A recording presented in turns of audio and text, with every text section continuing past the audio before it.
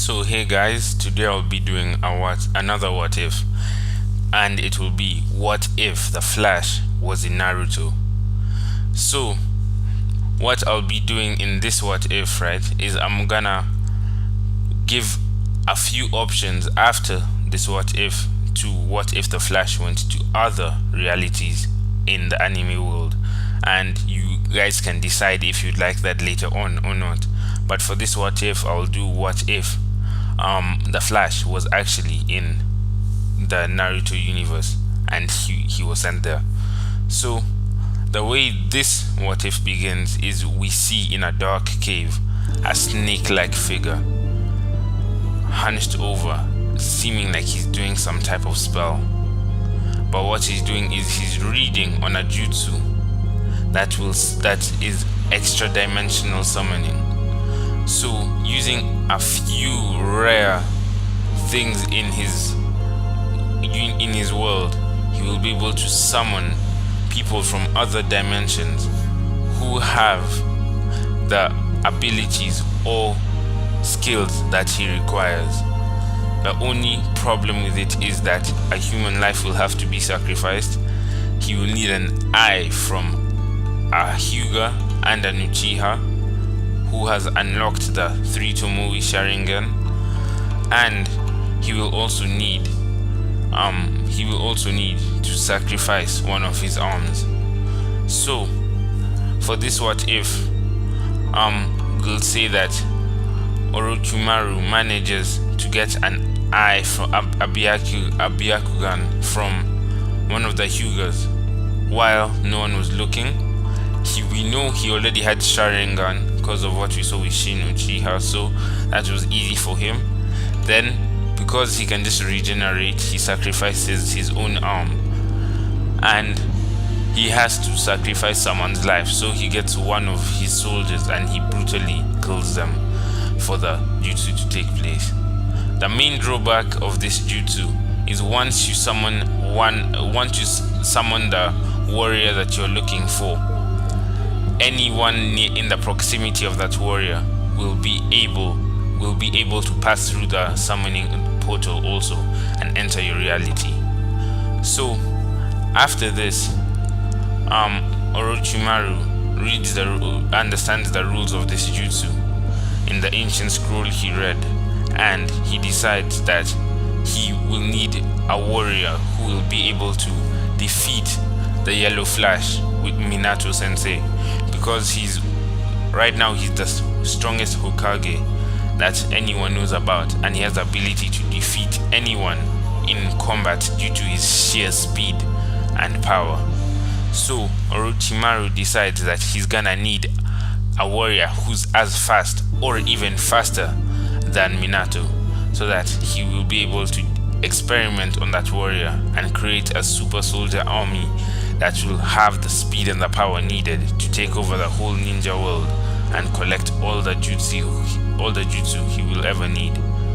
So what happens in this jutsu is he starts to summon a warrior, and we see in another world, in a whole other dimension, a red streak and a yellow streak bouncing against each other and moving around in a very fast speed. And this is Barry Allen the Flash and Eobard Thawne the Reverse Flash. So they keep fighting all throughout the city, and they are in a big fight, and it's a fight that is to the death, because Eobard Thawne is tired of continuing to fight with Barry Allen and he wants to end it once and for all. So as they're fighting,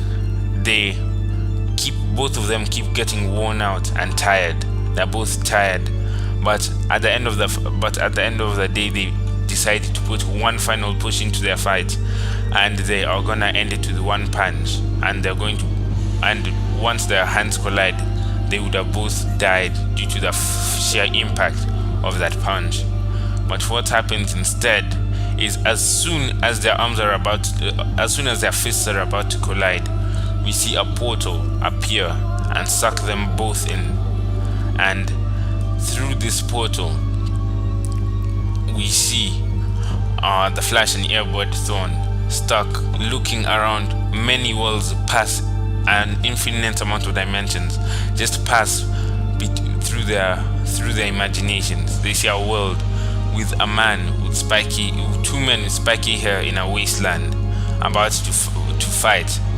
In another world, he sees a school with people with superpowers who are ready to learn to be heroes, and he sees a great variety of worlds, and he wonders what in the world is going on, because in his he has seen so many universes, but none of them even look like the ones he's seeing at the moment. So as they pass through the portal, they land inside a cave where they see a scaly and slimy man gazing upon them with a crooked smile. As soon as they realize what's going on, Orochimaru catches the Reverse Flash with a genjutsu, which freezes him in place, as he had not planned for such. He had never been conditioned to chakra, so such an attack is especially effective against him, and he gets trapped in place. As the Flash sees what's going on, he manages to try and escape, but what happens instead is, due to him not being fully out of the portal yet and the portal being about to close, his soul comes out of his body with his soul with all his powers leaves his body, and it lands inside the body of a stillborn child. So instead, the child would have died in this scenario and would have never been born, but the Flash's soul enters that body and the Flash is now the one who will control it. But at this moment, he only has 10% of his memories and can't remember how to use all his abilities. So it turns out that the Flash landed. The Flash is now in Konoha as a little boy of the Nara clan, and he's gonna learn he's now gonna be raised in the art of ninjutsu, and he will become a ninja for the hidden leaf later on in life. Meanwhile, in the cave, we see Orochimaru put Eobard Thorn in a container where he's gonna run experiments on Eobard Thorn and learn what gave him his speed. He's gonna interrogate Eobard Thorn, and he's gonna try to replicate his powers and maybe even take over his body, because if Eobard Thorn has a speed that can match that of Minato, that means he can be a very useful resource towards his overall goal. So as time passes, we now see a 3-year-old Barry Allen walking around and trying to play with some other kids in the village, but he notices a boy with blonde hair who is sitting on a swing all alone while being called a monster, and he stands up for this boy. You have no right to call this boy a monster. What did he even do to you? And due to the villagers not being able to explain what actually happened with the nine-tailed incident, they just end up feeling embarrassed and walking back home. So as the Flash tries to talk to this boy, they manage to make a decent friendship. So Barry Allen asks, "What's your name?" And the boy replies, "I'm Naruto, what's yours?" And Barry replies, "I'm Barry, nice to meet you."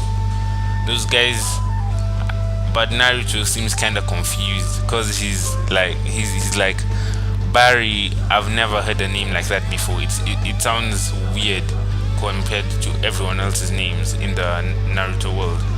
So Barry explains that he's not from around here, even though Barry doesn't remember exactly where he's from or who he is, or who he used to be.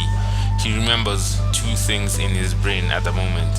My name is Barry Allen and I'm the Flash. Those are the two things he still remembers at this time.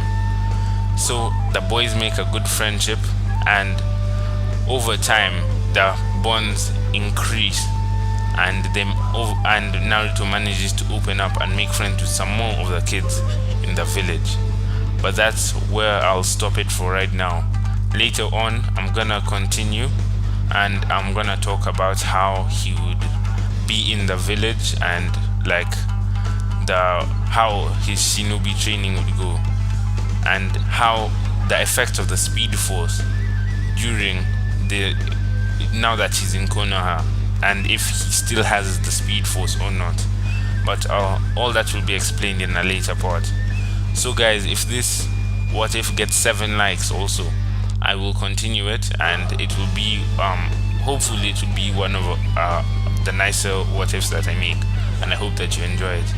Please subscribe, share and like the video, and have a good day. Thank you.